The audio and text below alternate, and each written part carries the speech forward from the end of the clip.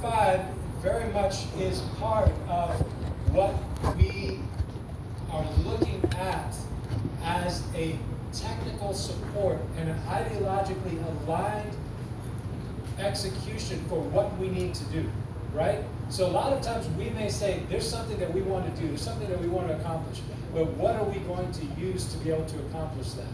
And sometimes the tools that we use handicap us from the start because we're using and we're building an ecosystem, but we're using something that's not aligned with the ultimate objective that we have.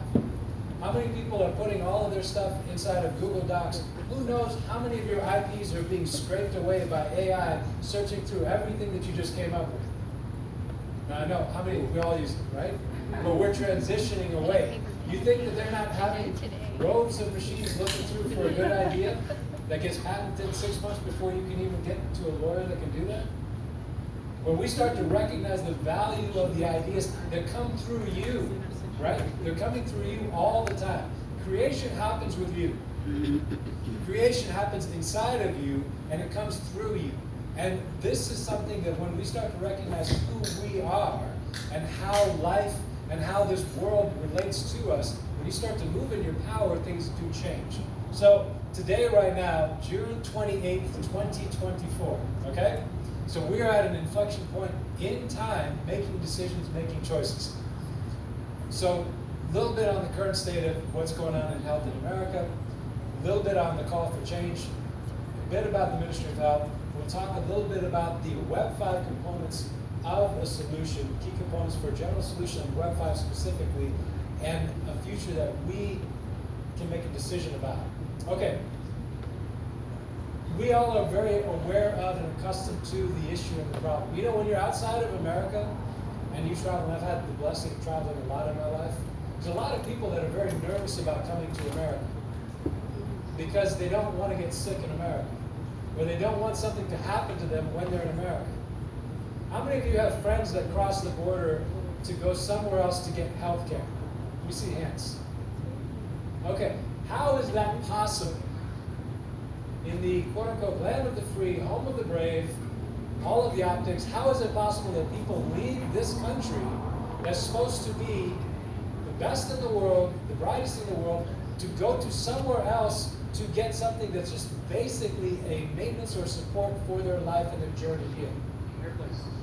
This is not unusual. Okay? So we recognize the rising costs of care in this country, the decreased life expectancy in America. Do you know that if you live in America, that you have a shorter life now than you did 3 years ago? And every year it's continued to go down?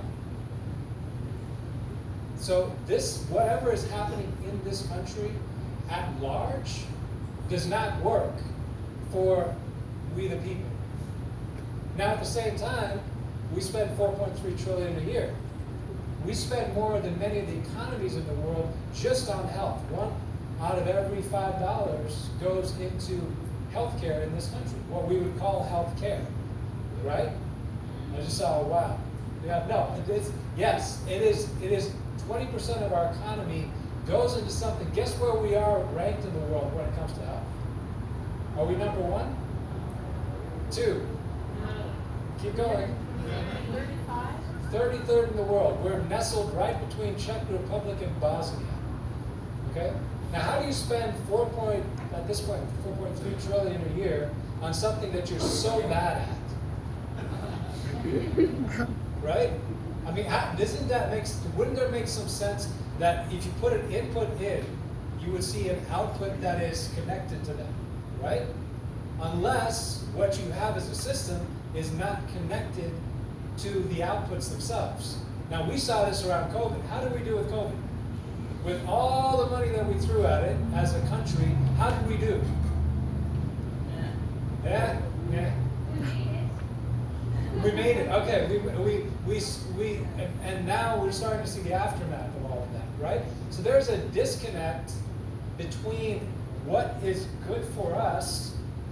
Now we're just talking at large, observation, right?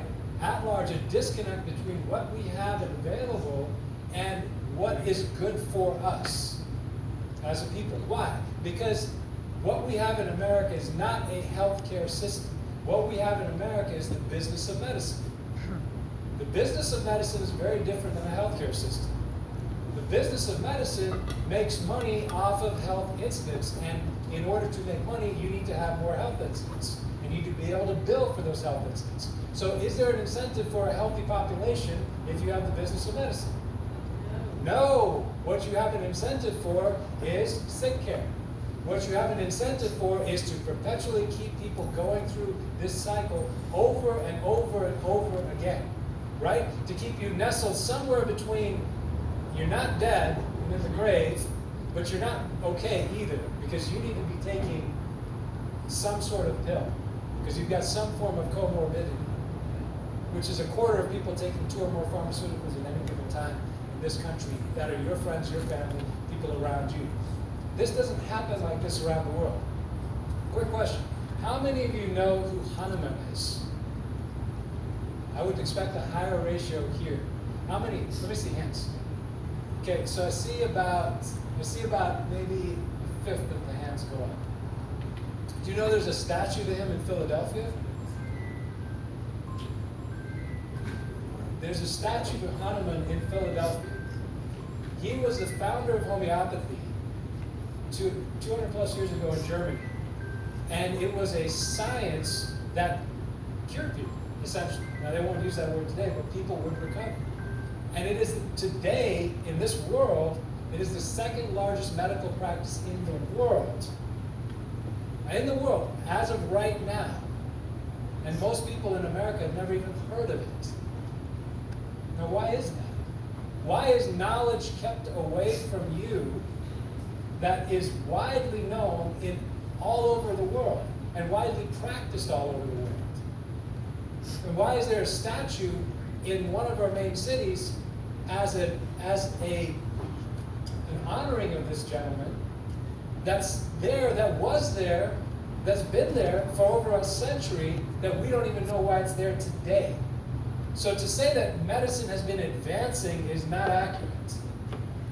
What we have is the advancement of the business of medicine. We don't necessarily have an advancement of health and health care. Okay? As seen by all of our experiences, our friends crossing the border, and every time that you might have a question and you raise it, can you even have that conversation in public forums, or will that get crushed?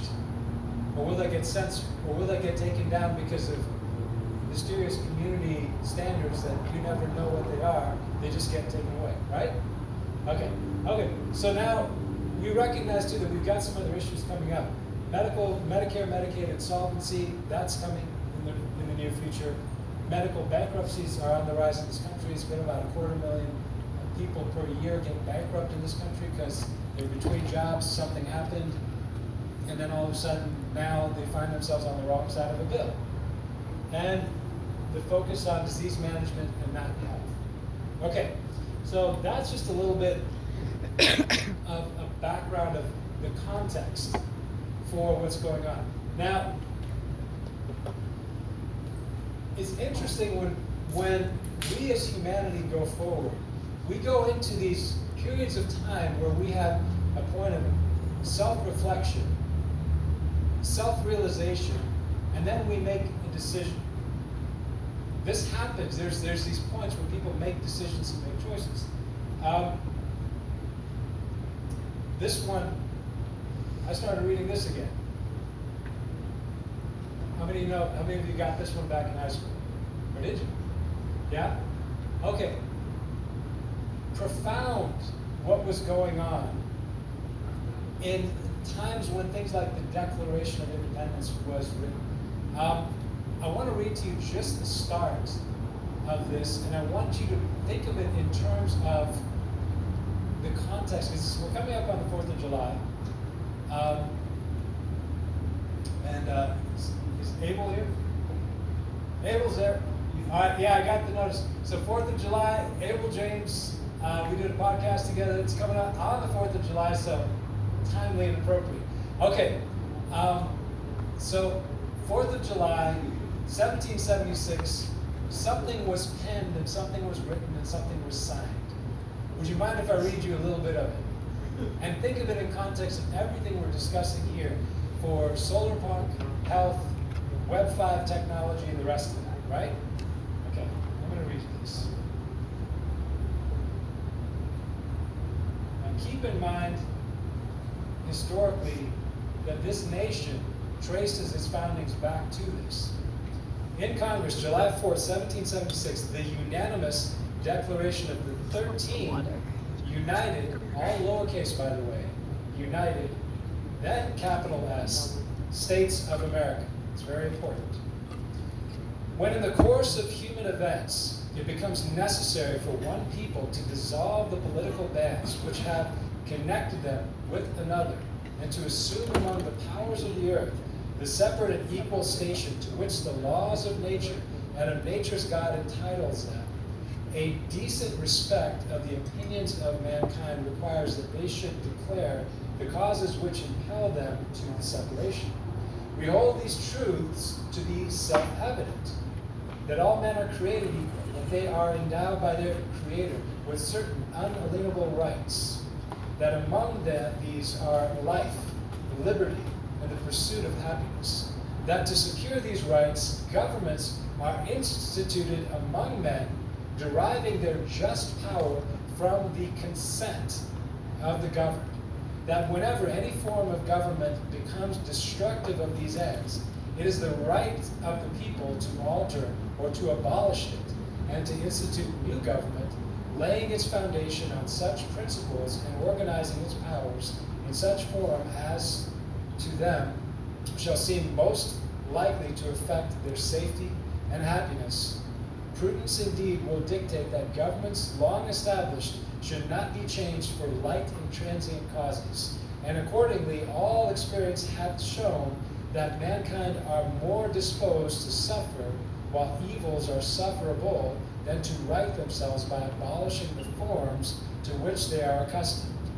But when a long train of abuses and usurpations, pursuing invariably the same object, evinces a design to reduce them under absolute despotism, it is their right, it is their duty to throw off such government and to provide new guards for their future security. Such has been the patient sufferance of these colonies, and such is now the necessity which constrains them to alter their former systems of government. The history of the present King of Great Britain is the history of repeated injuries and usurpations, all having in direct object the establishment of an absolute tyranny over these states. To prove this, let facts be submitted to a candid world, and then they go through a long train of the record of what they've had to go through and endure to get to this point to actually have signed this, right? Can I jump now to the end? So we know that what they went through then, and we should know what we've gone through to get to this point where we're in this room together today, okay? So jumping forward, and it's quite an extensive list of what they had to endure to get to this point. We must therefore acquiesce to the necessity which denounces our separation, to hold them as we hold the rest of mankind, enemies in war and peace friends.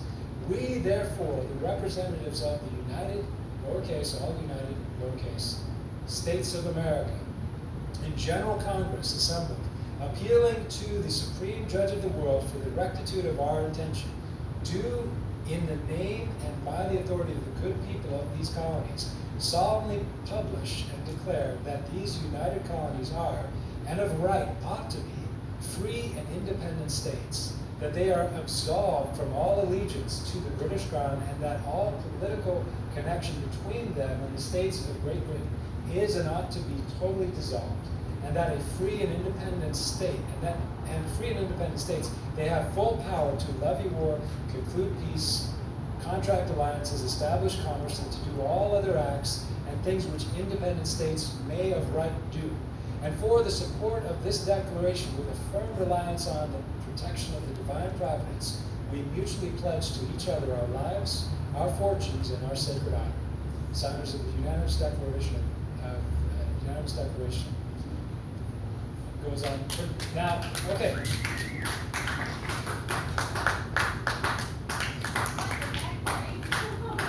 thing.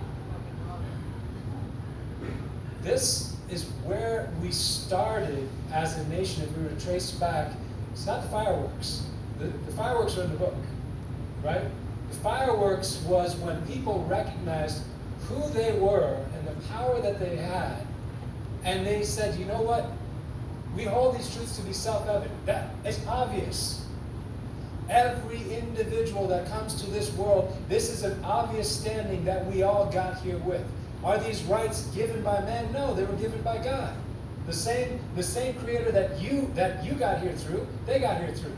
So we all are coming here and we're making agreements. We're making consents. Now, this is why those agreements are so important to them for the legitimacy of what happens to you. When you remove your consent and you start consenting to what you believe and what you actually want to engage in, that's where things change. So when we start to recognize what has worked and we recognize what hasn't worked. Now, we're not looking to do things in dishonor, we're looking to do things in honor. But we also don't recognize, too, how these things have happened to us. Because we turn around and we say, well, we think that this is in our best interest. So, okay, how many U.S. citizens are in this room? Okay, how many of you are second class and how many of you are third class? Who's a second class citizen? Who's a third class? Because you know that's part of what came in when they put that in place and there was only that they actually had to force the states to ratify it at gunpoint, and it's a big question around that, because you know what you were before that? You were a freeholder. And a citizen doesn't have rights. A citizen has privileges and immunities. See, these are consents that we give, and we don't recognize that we've given them. And then later on we go and we say, wait, what are you doing? How does this happen? You have to take your rights back. You have to correct your status. You have to correct your engagement. So as we're doing that in relationship to health, how does that work? Well, for us, we got to start with a goal. Our goal is healing for humanity, body, mind, spirit. Let's start there. Let's begin with what we're actually coming together with, right? And we're looking for pragmatic, non-political, solutions-based. What can we do that actually works, right? Not what's hyped up, not what actually is helping. Because you know what? Health shouldn't be that complicated. It really shouldn't. We've made it complicated, and the thing around it too is you don't know what the value of your health is until you don't have it. My grandfather used to say, people spend their health to get their wealth, then they spend their wealth to try to get back their health. Right? The value of your health, there's no greater wealth that you have than to start there. For you, for yourselves, for your communities, for those that are around you. Oh my gosh, thank you so much. And we need to be empowered.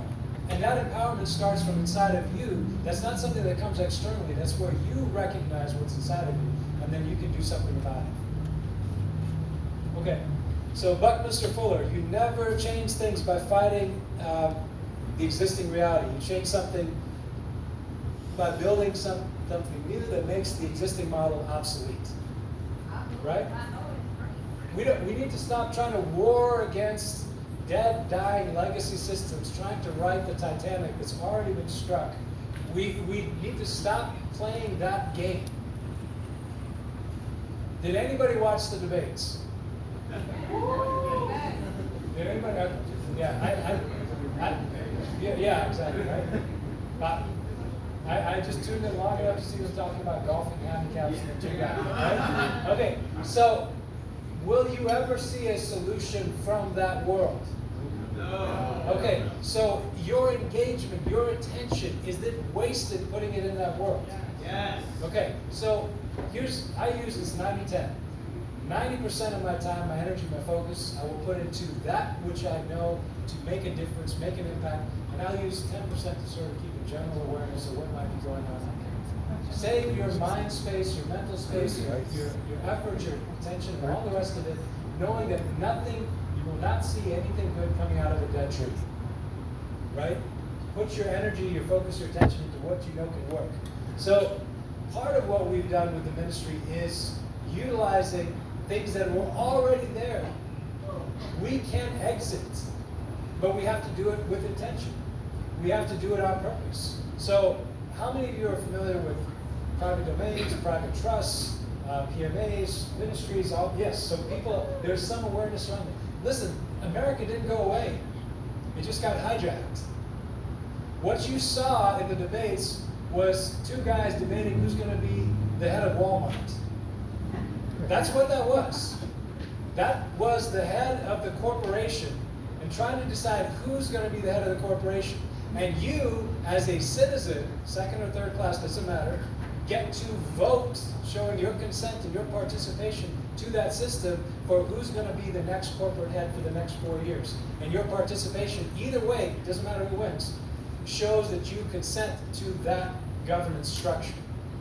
Or you can say, you know what, we're going to start taking back different things, different areas where we see that we've had a long train of abuses. And we will start taking responsibility for those and taking care of those. So there's some food that was over there earlier. That's pretty good. How about that be lined up in more of your day-to-day rather than once a month? There's some tech right over there that your data doesn't have to be given away to everybody where they're reverse engineering everything about who they think you are to figure out when you're going to get sick, what problem you may have, what to sell you, when to sell, when you may buy. How about you just remove your consents and then choose when you want to consent with your eyes wide open? Would you like that? Yes. So we can, now here's the thing, we can actually do that now. We couldn't do that before. You know why? Because we're all finding each other. Finally. We're finding each other. So as we're finding each other, and we're all coming in with one piece of the puzzle, everybody's got a piece. You bring your piece to the table. At this point, then we start to say, you know what? We don't need to do that. We don't need to participate. And you know what? We don't need to fight anybody. We don't need to rally. We don't need to picket. We don't need to do any of that. We just need to remove our consent and put our attention, our focus, our energy, our resources into what it is that we know is the way that things can be, right? So in this process, as you move people out or remove your consent from something, what are you consenting to?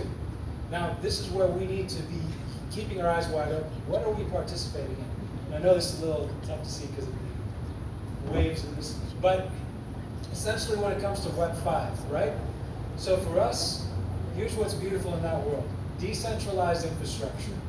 Privacy that's already built into the design and the intention of that iteration of the internet by default. So right now, how many places, 96% of the healthcare providers out there are, just by the intake forms in the front of their, when you go there, they're swapping your information. Wouldn't you like to just bring that back? So it's just your information. You decide where it goes, when it goes there, right? But this is the Web 5 world. The Web 5 world is your data is your data. Permission it when and where you want to, and use it accordingly. Let people engage with it with the part they need to know. If somebody needs to know if I'm over 21, they don't need to know everything else about me. They just need to know that piece, right? So we can bring that data back. As we start doing that, the rest of it starts becoming interesting. Just it's what we choose to bring together. So this was a piece of tech that we recently participated in Consensus, and everybody got very, very interested in the possibility of what this could potentially do.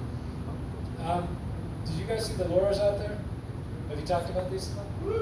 Okay, so these are LoRa's. These are long-range data transmitters. There's a couple more in the back. These can send a signal 5 miles, and they work as a mesh net, meaning the more of them that are there, the more robust the signal gets. Now, what happens when these become location-based signing keys for smart contracts? What happens when our communications go over that, and it doesn't matter if the Wi-Fi is cut and the internet is down and AT&T has a meltdown, because we're still communicating. Because all you need is a Bluetooth connection if you want to use it through your phone. Otherwise, you can just use it straight. Because this is our tech. And and they're not crazy expensive. And you know what? There's no service contract. This open source, there's no monthly payments you make to somebody. It sends a signal. And we send a signal one to each other. Doesn't that sound nice? Yeah. Instead of this getting sliced to death, how many of you are on auto pay on some things and it's just like death by 1,000 cuts? Right? We've kind of gotten sick of all that too. So if you guys have used Fetty today, Asif, thank you for that. If you use Fetty today, no transaction fees. Just transfer value within your system, in and among yourselves. There's no transaction fees, there's no gas. It's your system. Just who wants to develop and who wants to create? What does that do with the money multiplier? It creates incredible value inside of a community. What do you want to build? What do you want to make? So, why the open source community? Well, here's one reason for the open source community. Because AI is out of the bag. And if you are going to be doing in the old Web 2 world, you will have to have an army of developers working around the clock, and you will have to be able to hand out, you will not be able to deal with the onslaught of weaponized AI. What will work is we, the people across the world, building our solutions and sharing those among each other and building on top of the answers that we build for each other. Yeah. That's the open source world. Now, open source doesn't mean, oh, okay, all the work is done. No, we all contribute to it, but we start with, hey, here's a problem, here's a solution, what can we bring to the table, and how can we use what's already been done, right? So there's still work to be done, but now it's all of us lifting, and many hands lighten the load. And then the other side of it is too, is now what are we combining together to build? You can build anything, because now your imagination is not capped. Whatever you can create in your mind, the tools and the people are coming together to do it. So, our future starts now. Whatever you're going to be living in tomorrow are the decisions we make today.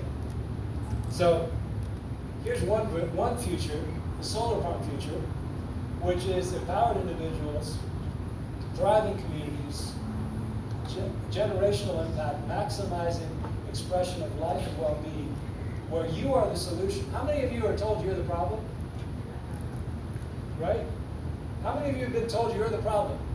This huge world, but you with your can of juice,